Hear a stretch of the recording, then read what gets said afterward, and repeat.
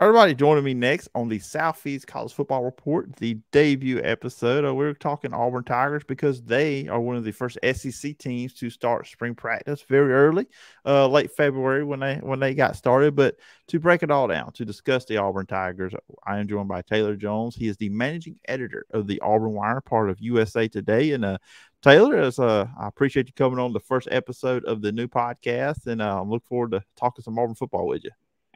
Hey, it's glad to be talking with you again too, Phillip, and congratulations on your new venture. Interested to see where this takes you, and of course, always happy to talk Auburn football as well. Yeah, very interesting time. Obviously, you guys are super busy at the Auburn Wire with Auburn basketball Absolutely. going on, baseball getting going, softball coming up. I mean, and there's so much good stuff at Auburn stuff, and then the Auburn football team decided to start spring practice on February last couple of days of February.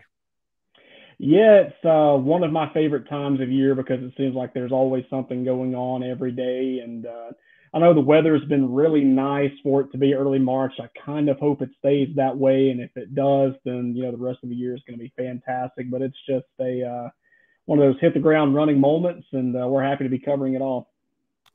I don't mind the sunshine, but I wish the pollen would go away. That's my only Yeah, complaint right now. it seems to hit me worse the older I get, and I don't really care for that as much. I know used to be like, why are people so concerned with the pollen? It doesn't bother me at all. And then you reach your 30s, and it's like if you even look at it, then you have a headache and all that, and it's brutal. But yeah, if we could just get rid of that, we'd be fine. I was super concerned that the first episode of Pod, I was going to be nasally, not, my voice was not going to sound like myself. But luckily, I did. That turned out good today. So, Today, yeah. yeah. So probably tomorrow, I will be eyes half swollen and stuffy, and not be in the best state. But anyways, what are your feelings on Auburn getting started this early? I know Hugh Freeze was not really happy with it, and it was kind of like the cards that you were dealt. But just Auburn kind of getting started this early in with spring. Yeah, and of course, the big thing that we, thought would be the biggest concern going in would be the quarterback position. Uh, TJ Finley started off the year, ended up getting hurt, but before he got hurt, really wasn't, satisfactory. Robbie Ashford did pretty much all that he could just to get through the rest of the year, and considering, I know everything he had to go through, I felt like he did okay. Zach Calzada was only here for a season. Now he's at Incarnate Word over in Texas. And so, yeah, you've pretty much got those two guys and Holden Gariner that didn't get to see as much time as we wanted to last year, but it was, kind of at a moment that, we have to go with what's kind of working. And that's what Auburn did. But he even said beforehand, he said during the February signing period, the day that Auburn officially signed Jeremiah Cobb, that he tried to evaluate the quarterback position just watching on film. Didn't really like what he saw, but he did kind of give them credit. He gave the quarterbacks credit while also, talking about the offensive line as well, and not a positive way by saying that, oh, the quarterbacks were pressured a lot, and that was, it's really hard to evaluate based on that. So, of course, that's one issue. And then leading into another issue on Auburn's offense this season. The first day, really wasn't pleased. He said that there were some good throws, but the mechanics really weren't there. And, of course, he hasn't really seen them in live action yet either. But I feel like the improvement of the offensive line with the addition of, Gutter Brinton in the transfer portal, and so many of these other guys. Avery Jones from ECU, another big guy that's expected to come in and start right away. Dylan Wade from Tulsa moving in with his old head coach, who's now Auburn's offensive coordinator. That problem getting fixed could in turn go into the quarterback situation being fixed too. So that's probably the big headliner going in right now, is that the offensive line trying to improve, plus the quarterbacks being improved. But I feel like if one aspect gets better, then of course that'll turn into improvement on the other side as well. And just looking at Hugh Freeze, and we talked. I had you on right after he was hired, and believe that was the last time we talked on the old show.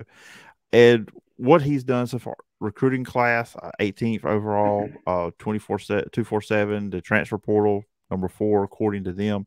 And you brought up some names they have brought in on the offensive line.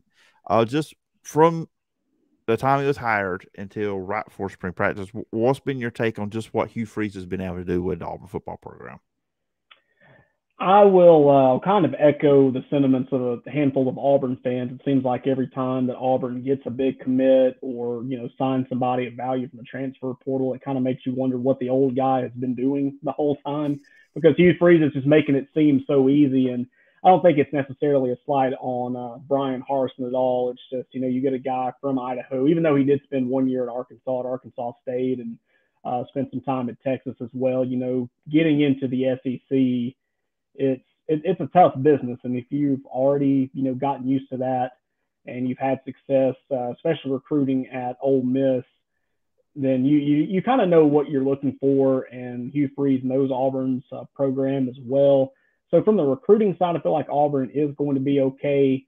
As far as the on-field product might need a little bit more time just because of what he was dealt with. But I think the optimism is definitely there. You have a handful of players that pulled out of the transfer portal because they wanted that chance to play with Hugh Freeze. And Robbie Ashford, one of the first things he said was, hey, I'm good friends with Malik Willis. Let me, call him and see what he thinks. And he got a great report from Malik on him. So he's excited about being developed as a quarterback under him as well. So just that sense of optimism that Auburn has needed since probably, I think, the 2017 season, the last time Auburn went to the SEC championship game, is there. And so if the on-field product can improve even by a couple of wins, if you go from 5 wins to 7 wins, 5 wins to 8 wins, it'll just be like a completely different culture has hit Auburn, Alabama, and that's something they've desperately needed over the last 5 years. I'll tell you what Hugh Freeze is not doing that the old guy was doing. What we're doing, recording a podcast. That's one thing I don't think Hugh Freeze. We're not going to get huddled with Hugh. I think worried about that.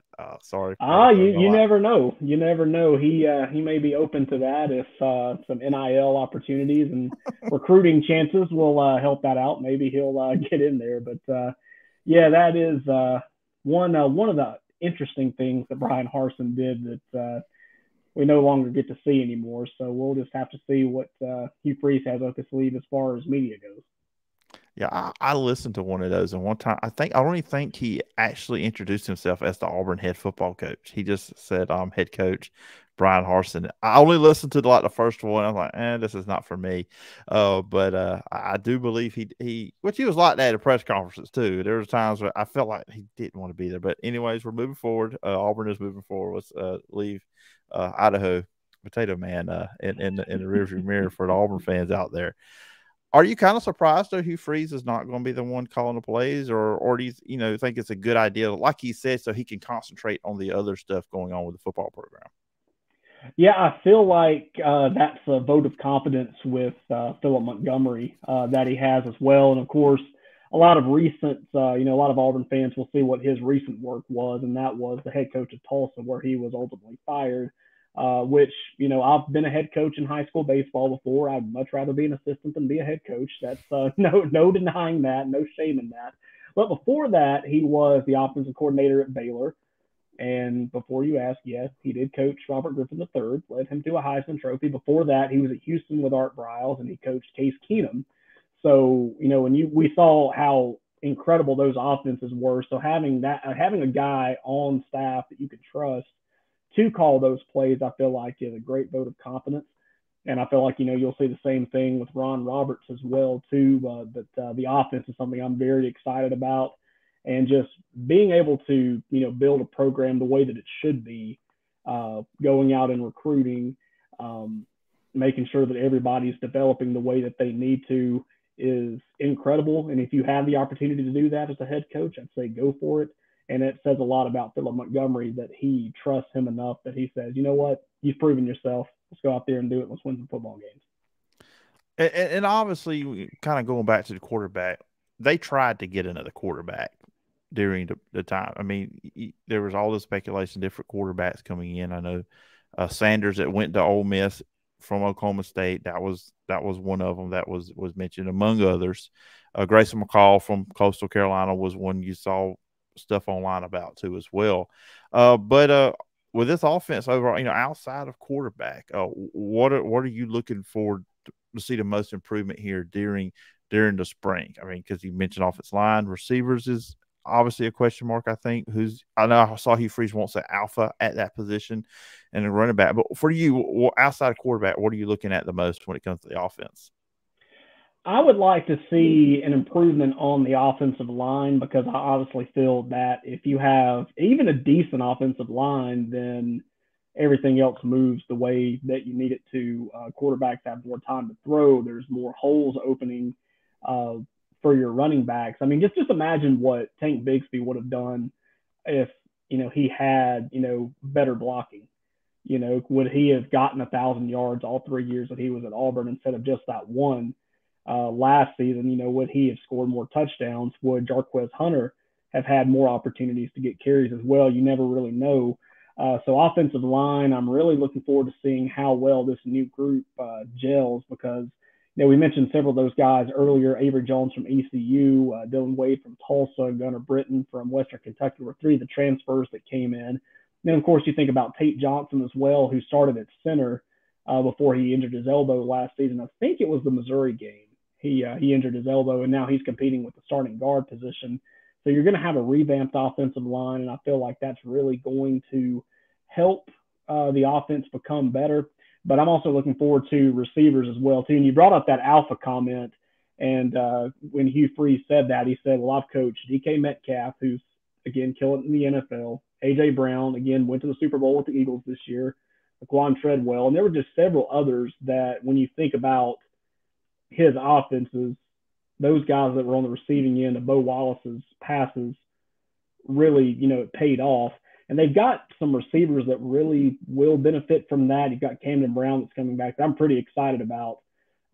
Very tall guy that will, help out in the receiving core. Tavares Dawson is coming back as well, and he reeled in some passes last year. So I would say probably outside of quarterback, offensive line is definitely my biggest question that I would like to see answered, and of course receivers outside of that as well. Well, let's flip over on the defensive side of the ball because Auburn also went out in the transfer portal and improved in some spot. Linebacker was a struggle for them last year. Owen Papo did not play at times up to his potential. It was weird how when Brian Harsin did leave, and I said we're going to mention him again, but we'll hear when Brian Harsin was fired, but it was still the same defensive coordinator. It almost weirdly, Owen Papo played better. I don't know what was the correlation, but it seemed like he did start playing a little bit better toward the end of the year. But obviously, the linebacker position was a struggle. They have most of their secondary coming back. But up front and at linebacker, they did address some needs. But kind of the same question for offense. Defensively, through the spring, what position, what group are you kind of looking to see where they develop? Yeah, and you talk about Owen Papo. He definitely kept that momentum into the NFL Combine last week, didn't he? Coming out being one of the fastest linebackers and definitely performing well and boosting his draft stock as well. But what I'm looking at is the pass rush. And because Ron Roberts is bringing in this new position that he's calling the jack linebacker, which is, maybe you'll be on the line sometimes, maybe you'll be back with the linebackers, but all you do is just rush the pass. And Elijah McAllister, transfer from Vanderbilt, is getting some looks at that position. Also, Keldrick Falk from Highland Home High School. Sorry, I get him and Kay and Lee mixed up. Their names are similar, but they play two different positions. But Keldrick Falk, definitely one that you need to keep on your radar as well. But the one guy that I think will benefit from that is Dylan Brooks. I'm not just saying that because he and I are Hanley Tigers, but he's taken in a lot under his wing from Derek Hall. Derek Hall really did a good job of mentoring him last year. He basically said, all right, it's your time now. I've taught you everything that I can, so go do it. But the pass rush, that's definitely going to be something to look at just because it's going to be a new added benefit to the Auburn defense as well. And but yeah, secondary should be great as well. Linebackers should be improved, but that pass rush is definitely going to be something to watch out for. And I definitely see that improving. Yeah, because I mean those are big shoes, to fill with Derek Hall and not just him. Also Kobe Wooden You had you lost your top two, sack guys from last season, and that's key. But the defensive inside, the middle part of the defense line should be pretty good. I mean, you still got Jason Jones, you got Marcus Harris coming back, and then the Kentucky transfer add on with Justin Rogers, so it really beefed up that defensive front. Yeah, it's definitely something that Auburn needs. Auburn just needs to find a way to penetrate the line as well. Either get stronger, have bigger size, whatever it needs. But yeah, when you've got 4 or 5 guys coming at you, it's very hard to stop. So it's something that I hope Auburn can find a way to improve on this spring and of course into the summer as well.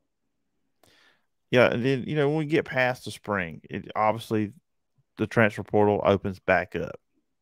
I know. So they're only a weekend. Look, it's April 8th when they play the spring game. But if you're just looking at it now, where would you think maybe after spring they may want to address some more stuff if they go back into the portal? Obviously, quarterback would be one everybody would just think because they tried, they couldn't get anybody.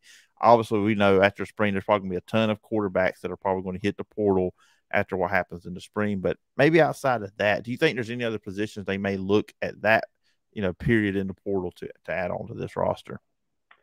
I would say the receiving core for basically the same reason we talk about quarterbacks, and it was you've got this basically month and a half with take spring break out of it and all that. You got about a month and a half of spring practice before you play that A game, and that's the time that all the quarterbacks are going to have. If Robbie Ashford emerges as the guy, then he's going to be the guy. If Holden Garner emerges as the guy, that's going to be it. But the receiving core, Hugh Freeze wants a leader. He wants someone that's tall. He wants someone that's going to go up and get the ball.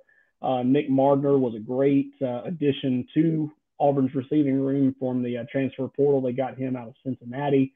But if Hugh Freeze doesn't find a leadership that he wants, best believe he's going to go into the receiving core and the transfer portal and try to bring in somebody that can come in immediately, try to go for that first spot, and of course take control of that room. I wonder how many Auburn fans forgot TJ Finley was on this roster. There was a lot of will he, won't they going on for a while there, especially towards the last 3 or 4 games of the season. And then, of course, he posted that cryptic Instagram story. I think it was in right when the transfer portal was about to close that he was at Ohio State and he had the eyes emoji. And you're like, oh, well, is he going to go to Ohio State? And Auburn fans were like, you can take him. And then Ohio State fans were like, no, we don't want him. And then all of a sudden he's back at spring. So I don't know what happened there or if that was even a big thing that he was actually looking at Ohio State. But yeah, it's just a lot of, will he, won't he go kind of a thing. And I feel like if he doesn't get the top spot, then he may, see the writing on the wall and take off. Or if Hugh Freeze even kind of hints that he's looking for a new quarterback, then, Finley may be the only one in that room that transfers out at the end of the spring. Yeah, it's going to be interesting. With that part of it, it's kind of like we're almost with minus a former Texas A&M quarterback. It's kind of like the same group of guys, kind of trying to become the quarterback in a way. But it's going to be interesting with that there in the spring. Anything else, Taylor, that's kind of got your attention with Auburn Spring? And I know it's going to be something little, but it's just going to be really weird knowing that there's not going to be a Carlson kicking this year. Definitely looking forward to Evan McPherson. To McPherson kicking for the Tigers, of course, his brother kicking in the NFL. But yeah, that's definitely going to be something weird. I feel like there's been a Carlson kicking at Auburn since Damon Duval left in the early 2000s. So yeah, let's see how Mr. McPherson does taking over that starting kicker role. Yeah, that'd be good too. You're right. We kind of got the transition at the end of last year with McPherson coming in and kicking some, but you're right. No Carlson kicking there for the Auburn Tigers. So it's gonna be fun. Spring it's kind of starting and some stopping here before they get to 8A on April 8th, but it's gonna be fun keeping up with Auburn, and everybody can do that over at Auburn Wire. But Taylor, where can people find you, and where can they find all the great work you're doing at Auburn Wire? You can check us out at auburnwire.usatoday.com. We're, of course, talking about basketball as the Tigers get ready to take on Arkansas on Thursday. We did some stuff on the KenPom, where Auburn is at heading into the last week. Tomorrow we'll take a look at the ESPN BPI where Auburn is. And we've also kind of done some tributes to a couple of the seniors as well with some photo galleries. So we've did a gallery on Zep Jasper yesterday. I did one on Jalen Williams today. Tomorrow, our guy J.D. McCarthy is going to be doing one on Alan Flanagan. So you can just take a look back at their incredible careers at Auburn, and then of course, getting you ready for the SEC tournament. However long the Tigers will be in the SEC tournament, we'll of course be turning out coverage. Also talking about baseball as well too. Auburn off to an exciting start. Still not getting the respect they need in the polls, but we'll of course have a post on that coming up this week as well. There's one poll out there that's giving Auburn respect, and we're going to be talking about why that is. So I'm looking forward to getting that piece out there too. But again, for all your basketball, spring football, and baseball needs, check us out at auburnwire.usatoday.com. You can also check us out on Twitter at the Auburn Wire. All right. Sounds good, Taylor. Once again, I appreciate the time, and I look forward to talking again sometime down the road. Hey, it was a blast. I look forward to talking with you again soon.